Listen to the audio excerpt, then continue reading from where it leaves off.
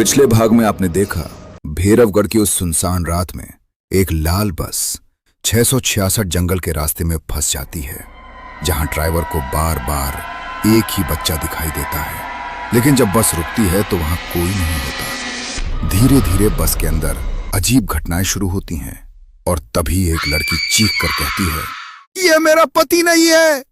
क्योंकि उसके पास बैठा इंसान अब इंसान नहीं था। और फिर बस के अंदर कुछ ऐसा हुआ जिससे कोई भी बाहर नहीं निकल पाया। अब आगे उस रात का असली डर शुरू होता है। रात धीरे धीरे और भारी होती जा रही थी। बस उसी जंगल के बीच खड़ी थी जहां से कोई रास्ता साफ दिखाई नहीं देता था। और उस खामोशी में सबसे ज्यादा डरावनी चीज थी उस लड़की की कांपती हुई आवाज, ये मेरा पति नहीं है।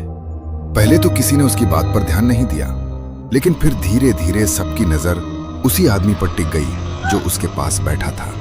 वो बिल्कुल चुप था, बस हल्की सी मुस्कान के साथ लड़की को देख रहा था। ऐसी मुस्कान जो इंसानों में नहीं होती। कंडक्टर ने माहौल हल्का करने की कोशिश की। मैडम, डरने की जरूरत नहीं है। लेकिन उसकी आवाज में भी भरोसा नहीं था।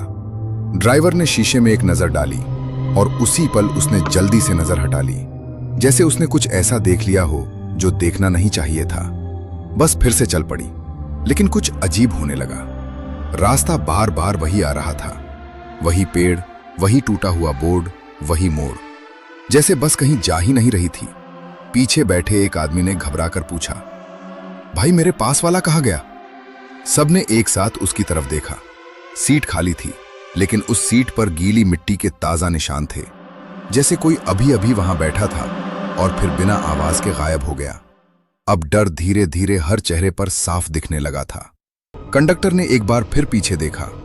इस बार उसने शीशे में साफ देखा। बस में जितने लोग थे उससे एक ज्यादा दिख रहा था। वो पल कुछ सेकंड के लिए जम गया। फिर उसने झट से आंखें हटा ली, जैसे कुछ हुआ ही नहीं। लड़की अब अपनी सीट से थोड़ा पीछे खिसक चुकी थी। उसकी नजरें उसी आदमी पर जमी थीं। तुम कौन हो? उस आदमी ने धीरे से सिर टेढ़ा किया और बहुत ही धीमी आवाज में बोला, तुमने ही तो मुझे पीछे छोड़ दिया था। लड़की का चेहरा सफेद पड़ गया। उसे याद आया, कुछ देर पहले जंगल के रास्ते में एक आदमी खड़ा था, भीगा हुआ, चुप, सिर्फ देख रहा था। और बस बिना रुके निकल गई थी। अचानक बस झटके से रुक गई। दरवाजा खोलने की कोशिश की गई, लेकिन वो खुला ही नहीं, जैसे किसी ने बाहर से पकड़ रखा हो। एक आदमी घबराकर चिल्लाया, मैं यहां नहीं रुकूंगा। वो जोर से दरवाजे पर लगा और जैसे तैसे दरवाजा खुल गया। वो नीचे कूद गया। बस के अंदर सबकी सांसें थम गई। कुछ सेकंड तक बाहर सिर्फ सन्नाटा था। फिर एक ऐसी चीख सुनाई दी जो इंसानी नहीं लग रही थी, और फिर सब कुछ फिर से शांत। अब बस के अंदर कोई भी आवाज करने की हिम्मत नहीं कर रहा था। लाइट्स हल्की हल्की झिलमिलाने लगीं और सीटों के बीच अजीब सी परछाइयां हिलने लगीं। वो आदमी जो पति बनकर बैठा था अब अलग अलग लोगों को अलग दिख रहा था। किसी को वो बच्चा दिख रहा था, किसी को कोई बूढ़ा, और किसी को अपना ही कोई जान पहचान वाला। तभी वो बूढ़ी औरत धीरे से बोली, ये बस लोगों को नहीं ले जाती। सबकी नजर उसकी तरफ गई। वो आगे बोली, ये बस आत्माओं को ले जाती है। अचानक पूरी बस अंधेरे में डूब गई। कुछ पल के लिए कुछ भी दिखाई नहीं दे रहा था। और फिर जब लाइट वापस आई, वो चीज बीच में खड़ी थी। अब वो इंसान नहीं था। उसका शरीर लंबा और टेढ़ा हो चुका था।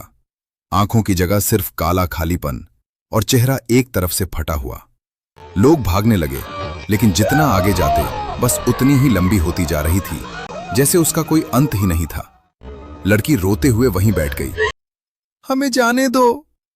वो चीज धीरे धीरे उसके पास आई और झुककर उसके कान के पास बोली, यहां से कोई नहीं जाता। धीरे धीरे सबकी आवाजें बंद होने लगीं। बस फिर से चल पड़ी जंगल के उसी रास्ते पर। सुबह सूरज निकल चुका था। बस उसी बस अड्डे पर खड़ी थी। दरवाजा खुला, अंदर कोई नहीं था। एक नई लड़की आई। उसने ड्राइवर से पूछा, दिल्ली जाएगी? ड्राइवर ने हल्की सी मुस्कान दी, हां, बैठ जाओ। बस चल पड़ी और नंबर प्लेट पर धीरे धीरे 666 चमकने लगा। कुछ सफर खत्म नहीं होते, बस अगला शिकार ढूंढ लेते हैं। Subscribe for more interesting horror stories.